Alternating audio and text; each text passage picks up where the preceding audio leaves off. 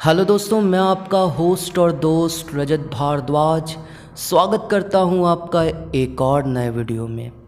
आज जो कहानी मैं आप लोगों को सुनाने वाला हूं ना, जब उस कहानी को मैंने पढ़ा तो भाई मैं भी बहुत डर गया था। क्योंकि ये कहानी एक ऐसी लड़की थी ना जिसके ऊपर भाई 4 गो आत्माओं का मतलब निवास था। अगर एक आत्मा भी किसी को मतलब पोजेस्ट कर लेती ना, किसी को पकड़ लेती तो उसका हालत बहुत ख़राब हो जाता है। और इस लड़की पे 4 आत्माओं का वास था। और भाई 3-4 महीने तो घर वालों को समझ ही नहीं आया कि उसकी बेटी के अंदर 4 आत्माओं ने घर बना लिया है। बहुत भाई बहुत लड़की का बहुत बुरा हालत हो गया था। उसके बाद फैमिली वाले को जब ये सब पता चला तो बहुत मुश्किल से ना फैमिली वाले ने अपने बेटी को बचाया। और इस कहानी को जो मैं पढ़ रहा था तो भाई मेरे भी रोंगटे खड़े हुए थे, क्योंकि इस कहानी में ऐसी ऐसी चीज़ें लिखी हुई थी ना भाई जो डरा दे रही थी। तो क्या हुआ और कैसे उस लड़की को बचाया गया, ये जानने के लिए ना आपको वीडियो के एंड तक बने रहना होगा। तो पहले चैनल का इंट्रो, फिर आते कहानी पर। आज मैं नहीं बोलूँगा कि बहुत इंटरेस्टिंग कहानी होने वाली है दोस्तों, क्योंकि ये बहुत डरावनी है। तो बने रहिए वीडियो के एंड तक।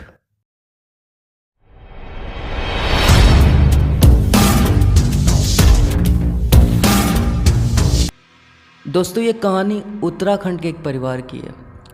बहुत छोटी फैमिली है, 3 लोग हैं, हस्बैंड वाइफ और इनकी एक बेटी।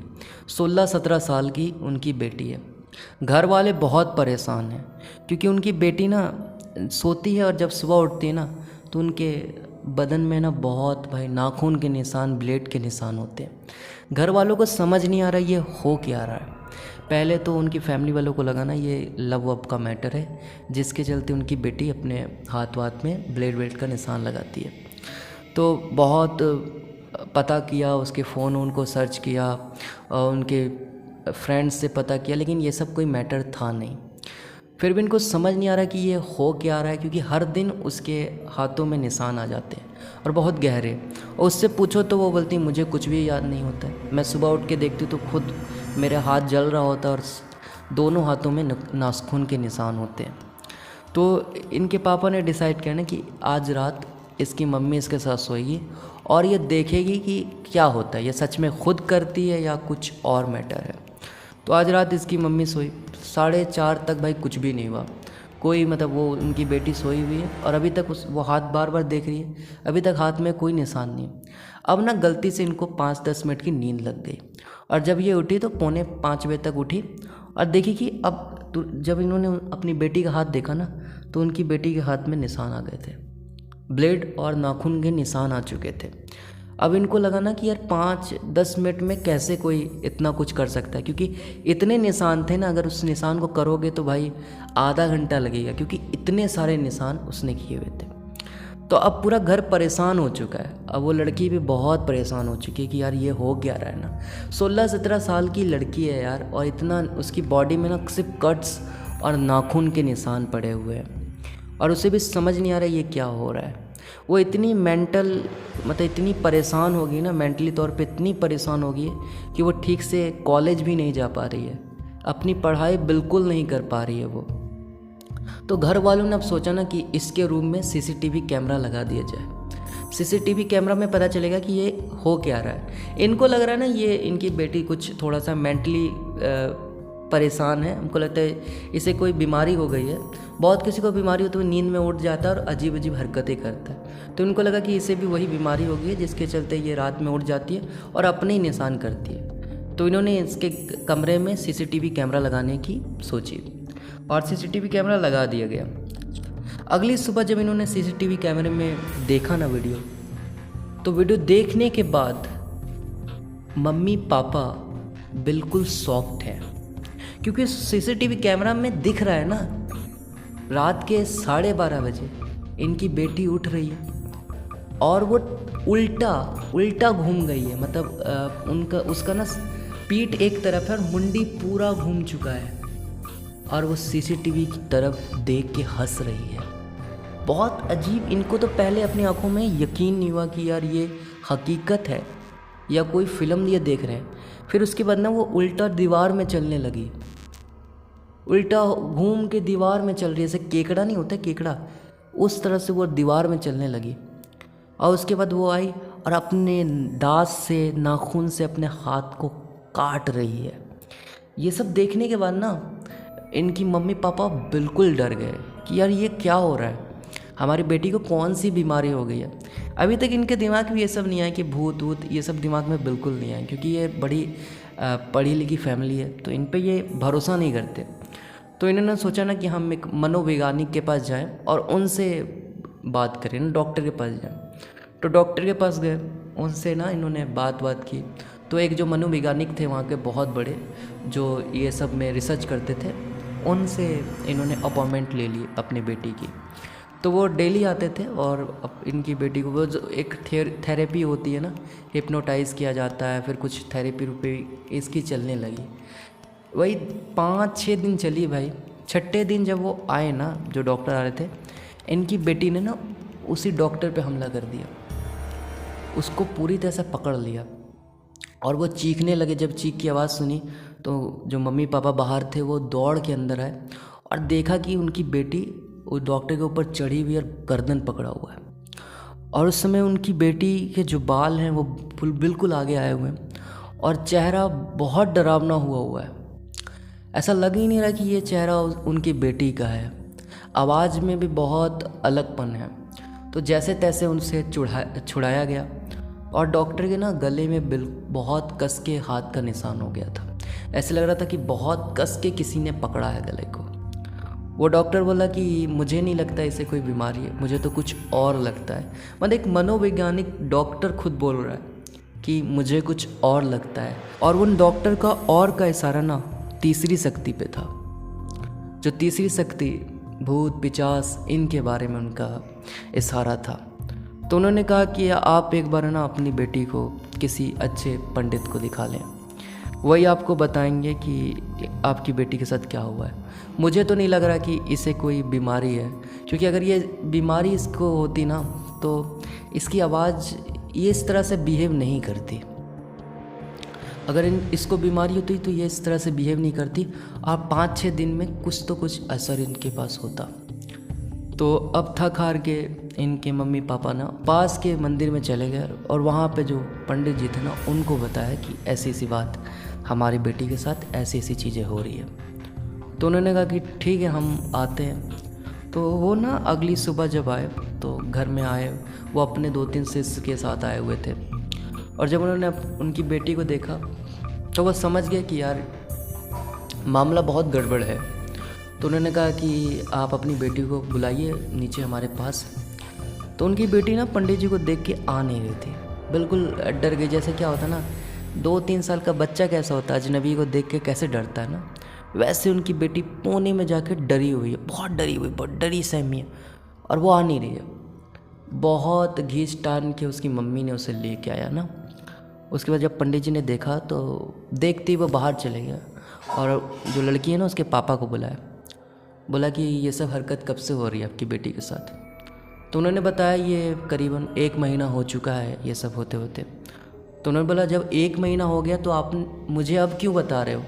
1 महीना पहले ही आपको, जब से ये चीज़ें हो रही थी उसके 1-2 दिन के अंदर ही आपको ये सब कर लेना चाहिए था। ये तो बड़ी गड़बड़ की बात है, आपने बहुत देर कर दी है। तो उन्होंने बोला मुझे समझ नहीं आ रहा आप क्या कह रहे हैं।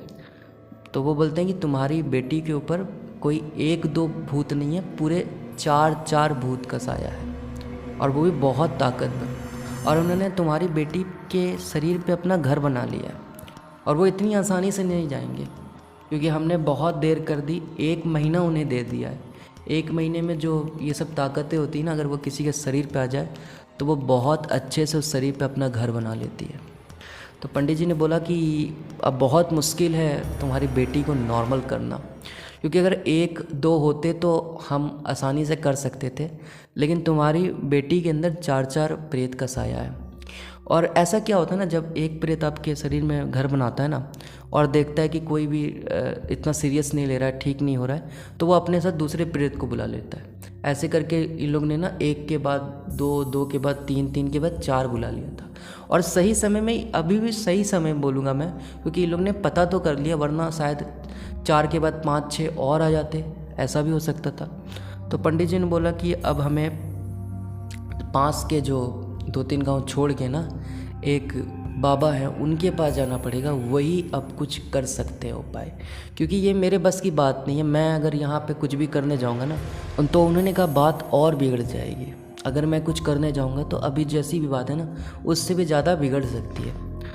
तो उनके पेरेंट्स थे, वो बोले ठीक है आप बात करिए उनसे और उन्हें आप प्लीज़ जल्दी से यहाँ लेके आइए, क्योंकि अब इनके बेटी की हालत ना बहुत ज़्यादा बिगड़ती जा रही है। 16-17 साल की लड़की है, ऊपर से भाई खाना वाना ये खाती नहीं है, बिल्कुल नहीं खाती है, एकदम शरीर बिल्कुल पतला हो चुका है। जो मुंह है ना उसके चेहरे की हड्डियां दिखने लग चुकी है, इतनी वो पतली हो चुकी है। बात बिल्कुल नहीं करती है, अजीब हरकतें करती है। अब घर वालों को भी थोड़ा थोड़ा डर लगने लग गया है, क्योंकि जब से इन्होंने, पहले तो इन्हें लगता था ये कोई बीमारी है, लेकिन अब प्रेत का जब से बात हुई तो अब इन्हें डर लगना शुरू हो चुका है। और जब से जैसे लोगों को देखो क्या होता है ना, नॉर्मल होता है कि अगर घर वालों मतलब आप लोगों को पता चल गया ना, प्रेत को पता चल गया कि सामने वाले को पता चल गया कि हमारी मौजूदगी यहाँ पे है, तो ना फिर वो अपना खेल और शुरू कर देते हैं। तो जब से घर वालों को पता चल गया था कि ये सब चीज़ें हैं, तो वो लड़की ना और हरकतें करने लगी। आज तो उसने ना अपनी माँ के ऊपर चाकू भी चला दिया था। बहुत मुश्किल से उसकी माँ बची। अब घर वाले बहुत परेशान हो गए, उसे कमरे में बंद नहीं कर सकते। अगर कमरे में बंद किया तो वो कुछ और कर दे अपने साथ, कि अपने आप को ही वो चोट वोट पहुँचा ले। तो 24 घंटे उसके हाथ पैर को बांध के ये लोग बैठे रहते थे उसके पास। और यहाँ पे पंडित जी से बात हुई तो उन्होंने बोला कि बाबा बाहर गए हुए हैं। जो बाबा को ये लेके आ रहे थे ना, वो काशी गए हुए थे, वो किसी काम से काशी गए थे। उन्हें आने में भाई 2 दिन लग जाएगा। और यहाँ 2 दिन ना बहुत मुश्किल हो रहा है, 2 दिन 2 साल जैसा हो रहा है, क्योंकि एक एक घंटा पार करना बहुत मुश्किल हो रहा है। वो ऐसी ऐसी हरकतें कर देती है ना कि बड़ा मुश्किल से उसे संभाला जा पा रहा है। तो जो इनके पेरेंट्स हैं उसने बोला बाबा आप ही आ जाइए पंडित जी, हमसे तो इनके पेरेंट्स ने बोला ना कि पंडित जी जब तक बाबा नहीं आ रहे हैं आप हमारे घर में रहिए, क्योंकि अब इसे संभालना बड़ा मुश्किल हो रहा है। इसने अपनी माँ पे भी हमला कर दिया, और अगर इसे कमरे में बंद करो तो ये अपने हाथ को काटने लग जाती है, अपने शरीर को नुकसान देने लग जाती है। तो आप ही अब आ जाइए ना। तो इसके बाद ना पंडित जी ने बोला ठीक है, मैं अपने 2-3 शिष्य को ले आता हूँ और जितना मुझसे होगा मैं करूँगा। तो अपने 2-3 शिष्य को ले आए और वहीं पे रहने का 2 दिन रहने का इंतज़ाम इन लोग ने कर दिया था कि जब तक बाबा नहीं आएंगे तब तक पंडित जी यहाँ रहेंगे। और क्योंकि पंडित जी को थोड़ा मोड़ा नॉलेज था, वो इतना हैंडल कर सकते थे। तो 2 दिन तक क्या हुआ ना कि उस लड़की के आसपास हमेशा पंडित जी लोग रहते थे, पंडित जी उसके शिष्य रहते थे, और उसके रूम में हमेशा पूजा पाठ होती रहती थी। उसे शांत रखने का यही तरीका था। पूरे 48 घंटे भाई पंडित जी ने पूजा की और उसके पास से बिल्कुल नहीं उठे, क्योंकि अगर वो उठते तो वो कुछ ना कुछ और हरकत कर देते। फिर 2 दिन पार हो गए, उसके बाद बाबा का फ़ोन आया कि मैं आ चुका हूँ। तो फिर ये लोग गए बाबा को लेके, बाबा भी आए। तो बाबा को जब सारी बातें बताई तो बोला कि ठीक है, हमें अपनी बिटिया से मिलाओ, देखते हैं हम भी कि कितने प्रेत ने घर बनाया और कौन कौन है। क्योंकि देखो कभी भी अगर आप प्रोसेस करोगे ना, अगर डॉक्टर को किसी मरीज को ठीक करना तो पहले मरीज को देखना पड़ेगा उसके अंदर क्या बीमारी है ना। तो ये भी एक मरीज़ है, और ये सब बीमारियां हैं ना, कि कौन सा प्रेत उसके अंदर है, किस तरह की श्रेणी का है, उसके हिसाब से वो पूजा होगी। तो बाबा ने कहा कि आप मुझे दिखाओ। तो बाबा को बिटिया को दिखाया गया। बिटिया आ नहीं रही थी, वो बिल्कुल डरी हुई थी। जैसे तैसे बाबा के पास वो आई। बाबा ने देखा तो उन्होंने कहा आपकी बेटी पे तो 4 प्रेत हैं और बहुत ताकतवर हो चुके हैं वो, क्योंकि वो आपकी बेटी जो भी खा रही है, जो भी पी रही है, वो सारा उनको लग जा रहा है और वो धीरे धीरे और ताकतवर हो गए। और पूजा हमें आज ही करनी पड़ेगी, आज ही के दिन ये पूजा करके इन्हें छुटकारा दिलाना पड़ेगा, वरना ये आपकी बेटी को ले जा सकते हैं। क्योंकि ये पूरा बना के आए कि आपकी बेटी को ले जाएंगे। ले जाने का मतलब है यहाँ पे मतलब मार देंगे, ठीक है। तो पेरेंट्स बहुत डर गए। वो बोला कि आप बचा लीजिए हमारी बेटी को, अब आप ही बचा सकते हैं। तो उन्होंने बोला आप डरो मत। तो जो बाबा थे ना, उन्होंने पंडित जी को बोला कि पंडित जी इधर आइए, और उन्हें ना एक लिस्ट दी सामान की। बोला कि ये सामान आप जुगाड़ कर लीजिए। उन्होंने कहा कि आज रात ही हम बिटिया का समस्या का निवारण करेंगे, और ये जो इतनी तकलीफ़ सह रही है इसे दूर करेंगे, क्योंकि सहा नहीं जा सकता ये तकलीफ़। भाई उस समय इतना वो मतलब उनकी लड़की का इतना बुरा हालत था ना कि अगर कोई देख ले तो उसकी रूह कांप जाए। शरीर की सारी हड्डियां दिखती थी यार, इतनी पतली हो गई थी, इतनी पतली वो हो गई थी, बहुत अजीब, शरीर की सारी हड्डियां दिखती थी। तो पंडित जी ने सारा सामान का जुगाड़ कर दिया, और रात होते ही ना हवन कुंड जैसा बनाया गया, और वहाँ पे जो बिटिया है उसको बैठाया गया। बैठाने के बाद ना उसके चारों तरफ भाई हांडियाँ रखी गई, 4 हांडियाँ रखी गई, और फिर पूजा वूजा शुरू हो गई। जिस तरह से पूजा होती है शुरू हुई। जब पूजा शुरू होने लगी ना, तब दिखना आरंभ हो गया। जो 4 हांडियाँ रखी थी ना, वो चारों हांडियाँ एक एक करके हिलने लगी। चारों हांडियाँ हिलने लगी। 4 हांडी का अर्थ इसलिए था क्योंकि 4 भूत उसके अंदर थे, 4 प्रेत का निवास था उस लड़की पे, इसलिए 4 हांडियाँ उसके आसपास रखी गई थी, और चारों हांडियाँ हिलने लग गई। और वो लड़की ना, उसका लड़की का शरीर ना वाइब्रेट कर रहा है, बहुत वाइब्रेट कर रहा है। इधर इनके मम्मी पापा देख के डरे जा रहे हैं कि क्या हो रहा है ना, बच जाए हमारी बेटी, बस यही वो लोग प्रार्थना कर रहे हैं। तो पंडित जी ने बहुत मंत्र पढ़ना शुरू किया। जब वो मंत्र पढ़ रहे हैं तो वो और हांडियाँ हिल रही है, वो और हांडियाँ हिल रही है। तब उन्होंने ना अपने शिष्य को कहा कि जाओ इन लड़की का हाथ पकड़ो, क्योंकि वो इतना हिल रही थी ना, इतना हिल रही थी, कहीं उसके हाथ से ना हांडी पे ना लग जाए और हांडी टूट ना जाए। तो उन्होंने कहा इसका तुम हाथ पैर पकड़ो और इसे पकड़ के रखो, कस के पकड़ के रखो, इसे छोड़ना मत, क्योंकि इसके शरीर से अब जो प्रेत है उसे मैं निकालना चाह रहा हूँ, लेकिन वो निकल नहीं रहे हैं। फिर मंत्र पढ़ते पढ़ते धीरे धीरे धीरे धीरे वो उनकी बॉडी शांत हुई। जैसे शांत हुई ना, वो लड़की गिर गई नीचे, बेहोश हो गई। उसके बाद ये चीज़ जैसे देखी, उनकी मम्मी दौड़ गई, क्या हुआ मेरी बेटी को, क्या हुआ? तो बोले कोई नहीं, अभी नॉर्मल हो जाएगी, डरने की बात नहीं, बेहोश हुई है। उसके बाद जो 4 हांडियाँ थी ना, उन्होंने पंडित जी और जो लड़की के पापा उनको कहा कि आप जाके ना इन्हें 4 चौराहे में एक एक करके रखाओ, और पीछे मुड़ के नहीं देखना है। इन 4 हांडियों को आसपास में जो 4 चौराहे हैं वहाँ पे एक एक हांडी को रख के आना है। तो इनके पंडित जी और इनके पापा गए, हांडी उंडी को रख के आया। उसके बाद इन्होंने ना उनकी बेटी को लेटाए, पानी उनी पिलाया, होश में आई, और उसको कुछ भी याद नहीं कि हो क्या रहा है मेरे साथ। बस उसका शरीर बहुत कमज़ोरी है, बोल भी नहीं पा रही, इतना कमज़ोर हो चुकी है वो, उसके अंदर ताकत नहीं है वो कुछ बोल पाए, कुछ देख पाए। वो बोली मेरे को कुछ भी याद नहीं, बस सिर बहुत दर्द दे रहा है। तो पंडित जी जो बाबा थे उन्होंने कहा कि अभी बिटिया को आराम करने दो और इसे हॉस्पिटल ले जाओ, इसे डॉक्टर की ज़रूरत है। हमारा जो काम था हमने कर दिया, उतार दिया है, अब इसे डॉक्टर की ज़रूरत है, वहाँ ले जाओ, इसे सलाइन वाइन चढ़ाओ, क्योंकि बहुत कमज़ोर हो चुकी है, ग्लूकोज की बहुत ज़रूरत है। फिर वो लोग उसे डॉक्टर के पास लेके गए। डॉक्टर के पास ले जाने के बाद भाई 15-20 दिन भाई वो हॉस्पिटल में रही, क्योंकि वो बहुत ज़्यादा कमज़ोर हो चुकी थी, और रिकवर होने में उसे भाई 6-7 महीने लग गए। 6-7 महीने के बाद वो रिकवर हो पाई, इतना वो कमज़ोर हो चुकी थी। और उसके बाद उनकी जो फैमिली थी उन्होंने वो जगह भी छोड़ दिया, क्योंकि उस जगह में अब उन्हें रहने का बिल्कुल मन नहीं था। उनकी बेटी के साथ ऐसा हो गया था। तो ऐसा भी बहुत बार होता है। मैंने जब ये कहानी पढ़ी तो मुझे भी बहुत डर लग रहा था यार, कि यार 4 प्रेत एक 16-17 साल की लड़की पे, कैसा लग रहा होगा ना। बहुत मुश्किल से वो बची, बहुत मुश्किल से। तो बताएं दोस्तों कहानी कैसी लगी, अच्छी लगी तो लाइक करें, चैनल पर नया तो सब्सक्राइब करें। फिर मिलते दोस्तों ऐसी नई कहानी के साथ। अभी के लिए बस इतना ही दोस्तों।